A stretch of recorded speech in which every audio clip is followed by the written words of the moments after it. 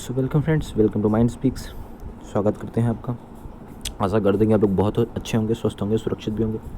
आज एक छोटा सा टॉपिक है जिसमें हम लोग डिस्कशन करने वाले हैं, rotation revolution of earth. Rotation का मतलब होता है कि जब पृथ्वी अपने एक्सिस पे चारों तरफ घूमती है और उसके घूमने के कारण हमारे पृथ्वी पर दिन और रात होते हैं, तो इस तरह की गति को रोटेशन कहते हैं। रेवोल्यूशन का मतलब होता है कि जब पृथ्वी सूर्य के चारों तरफ चक्कर लगाती है और उस चक्कर के कारण हमारे पृथ्वी पर मौसम बदलते हैं, ऋतुएं परिवर्तित होती हैं, महीने परिवर्तित होते हैं, तो इस तरीके की गति को रेवोल्यूशन कहते हैं। तो इसको विस्तार से समझने के लिए हमको एक छोटे छोटे टॉपिक्स पॉइंट्स में हमको पहले चीज़ों को समझना पड़ेगा। तो यहाँ पर हम देखेंगे, मैंने अलग अलग शीट बना के तैयार कर ली है जिसको मैं एक एक करके आपको समझाऊंगा। तो सबसे पहले हमें ये समझना होगा कि हमारा जो पृथ्वी है वो सौरमंडल में कहाँ पर है। तो चलिए चलते हैं। ये देखिए आपके सामने एक छोटा सा इमेज है। इस इमेज में आपको पूरा सौरमंडल दिख रहा होगा।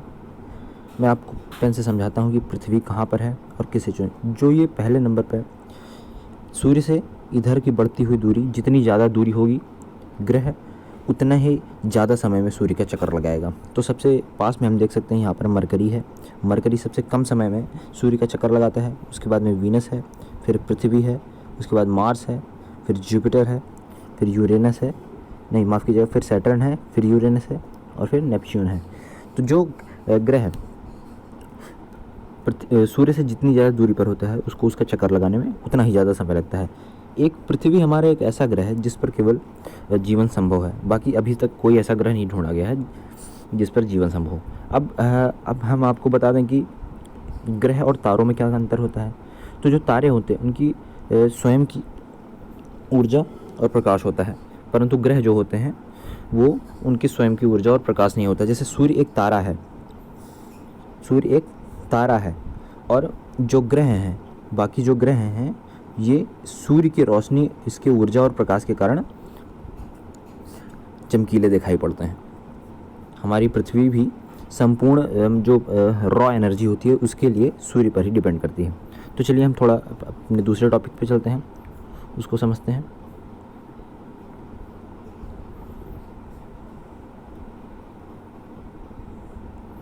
ये इमेज आप देख सकते हैं, ये है एक्सिस का, ये है इमेज एक्सिस का। जो हमारी पृथ्वी होती है वो दाईं तरफ, अपने जो एक्सिस होता है उससे दाईं तरफ 23 डिग्री झुकी हुई होती है। क्यों झुकी हुई होती है ये आपको अभी जब हम ऋतु परिवर्तन बताएंगे तो उसमें बताएंगे। सबसे पहले आप देख लीजिए कि कैसे झुकी हुई होती है यहाँ पर। तो ये उसका एक्सिस है। अगर हम सही तरीके से देखें, झुकने के बाद अगर उसका एक्सिस तैयार किया जाए तो ये आधा आधा हिस्सा होता है, ये एक्सिस है। परंतु यहाँ पर जो पृथ्वी है, एक मिनट,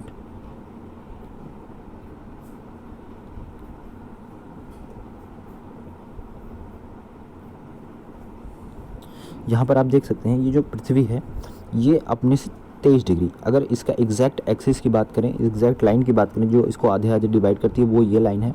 और वो लाइन यहाँ से ये जो एंगल आपको दिख रहा होगा ये 23 डिग्री का एंगल है। यहाँ पर इस लाइन से वो 23 डिग्री इधर की तरफ झुकी हुई होती है। ये इक्वेटर है, the plane of the earth's orbit, यहाँ पर लिखा आप देख सकते हैं। ये इमेज आप देख सकते हैं कि जो हिस्सा सूर्य की तरफ होता है वहाँ पर हमेशा दिन होता है और जो हिस्सा सूर्य की विपरीत दिशा में होता है वहाँ पर हमेशा रात होती है। अब हम चलते हैं अपने अगले इमेज की तरफ।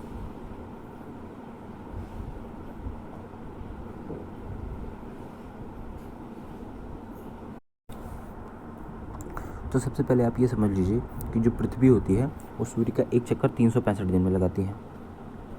कितने दिन में लगाती है? 365 दिन में एक चक्कर लगाती है। अगर इसका एग्जैक्ट टाइम देखें तो ये होता है 365 दिन 6 घंटे। 6 घंटे कैसे होते हैं? अब भैया आप देखेंगे, आपने सुना होगा कि लीप ईयर, लीप ईयर में क्या होता है कि ये जो 6 घंटे होते हैं, अब आपको बताओ कि लीप ईयर 4 साल में आता है। तो 6 घंटे 4 साल में, हर साल अगर 6 घंटे बढ़ते हैं तो 4 साल में मिलकर 24 घंटे बना देंगे। और 24 घंटे का मतलब होता है एक दिन, यानी कि 4 साल बाद लीप ईयर आता है, वही 6 घंटे मिलकर लीप ईयर बनाते हैं। इस साल फरवरी में 29 दिन होती है। तो एग्जैक्ट टाइम सूर्य का चक्कर लगाने का पृथ्वी पर क्या होता है? 365 दिन 4 घंटे। तो अब हम अपने अगले पॉइंट की तरफ बढ़ते हैं।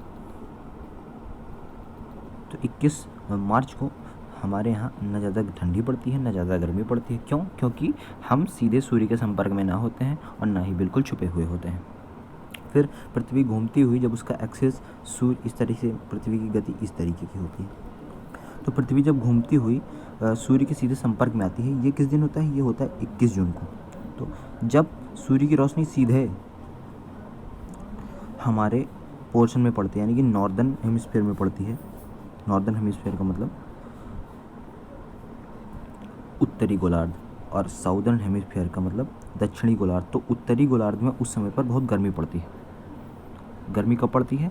जब सूर्य की सीधी रोशनी नॉर्दर्न हेमिस्फीयर में पड़ती है।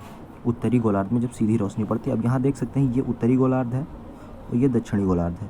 तो यहाँ पर सूर्य की सीधी रोशनी नहीं पड़ रही है, इसलिए 21 जून को वहाँ पर ठंडी का मौसम होगा। और हमारे पृथ्वी जब घूमते हुए 23 सितंबर को दूसरी दिशा में पहुँचती है, तो हमारे यहाँ पर ऑटम्न का सीज़न आ जाता है और दक्षिणी गोलार्ध में स्प्रिंग का सीज़न आता है।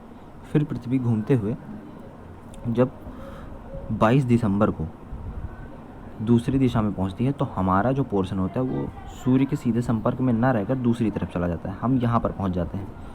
एक मिनट में इसको इरेज करके आपको अच्छी तरीके से समझाता हूँ। ये देखिए, जब सूर्य की रोशनी इधर दूसरे वाले पार्ट में पड़ने लगती है, वेस्ट की तरफ पड़ती है, और हमारा जो पोर्शन है हम इस तरफ रहते हैं। 22 दिसंबर की बात कर रहा हूँ मैं, 22 दिसंबर या उसी महीने की बात कर रहा हूँ मैं। तब हमारे यहाँ पर ठंडी पड़ती है, यानी कि नॉर्दर्न हेमिस्फीयर में ठंडी पड़ती है। और सूर्य की सीधी रोशनी किसके ऊपर जा रही है? आप यहाँ देखिए, खुद देख सकते हैं आप कि ये नॉर्थ है, ये साउथ है। हम लोग नॉर्थ में रहते हैं, तो नॉर्थ में यहाँ पर आप देखिए सूर्य की रोशनी सीधे तो पड़ नहीं रही है। देखिए उधर का पोर्शन डार्क है, और यहाँ पर साउदर्न हेमिस्फीयर में सूर्य की सीधी रोशनी पड़ रही है, जिसके कारण यहाँ पर उस समय गर्मी होगी और हमारे यहाँ पर ठंडी होगी। ये 22 दिसंबर की बात कर रहा हूँ मैं। अब ये तो आपको समझ में आ गया होगा कि ठंडी, गर्मी, स्प्रिंग और ऑटम का सीज़न कैसे बदलते हैं। अब हम बात करते हैं थोड़ा वर्ल्ड मैप पे।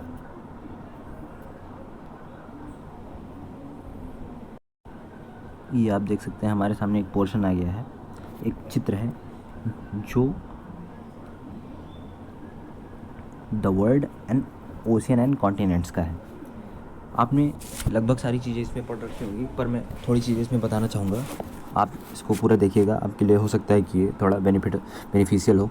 ये जो बीच की लाइन है आप देख सकते हैं, इसको हम लोग इक्वेटर बोलते हैं।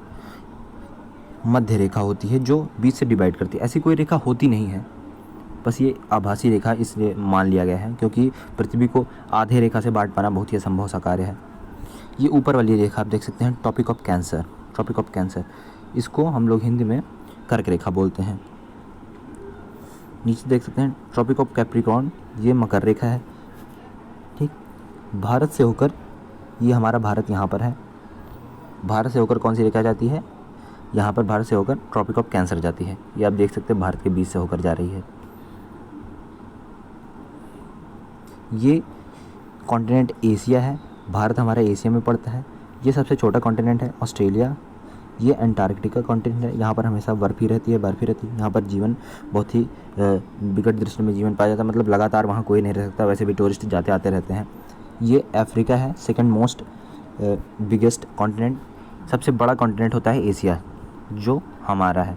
ठीक है, और यहाँ पर आप देखते हैं ये है यूरोप, ये नॉर्थ अमेरिका, ये साउथ अमेरिका। मैं थोड़ा इंटरेस्टिंग टॉपिक आपको बताता हूँ। केवल अफ्रीका ऐसा कॉन्टिनेंट है जिससे ट्रॉपिक ऑफ कैंसर, इक्वेटर और ट्रॉपिक ऑफ कैप्रिकॉर्न तीनों होकर जाती हैं। आप देख सकते हैं उसकी जो यहाँ से लेकर पूरा ये है अफ्रीका, और बीच से जा रही है इक्वेटर, ये ट्रॉपिक ऑफ कैंसर और ये ट्रॉपिक ऑफ कैप्रिकॉर्न। अब अलग अलग आप रेंजेस देख सकते हैं। ये एलस माउंटेन्स की रेंज है, ये हिमालय की है। ये यूराल माउंटेन्स की रेंज है। यूराल एशिया और यूरोप को अलग करती है। ये अक्सर क्वेश्चन पूछा जाता है। ठीक है, तो अब आपको लगभग चीज़ें समझ ही आ गई होंगी। तो आशा करते हैं ये वीडियो आपको बहुत अच्छा लगा होगा। अगर अच्छा लगा तो इस वीडियो को थोड़ा शेयर वेयर कर दीजिए, वीडियो को लाइक कर दीजिए और चैनल को सब्सक्राइब कर दीजिए ताकि आने वाली अपडेट्स आपको ऐसे ही मिलती रहे। Thank you, thanks for watching.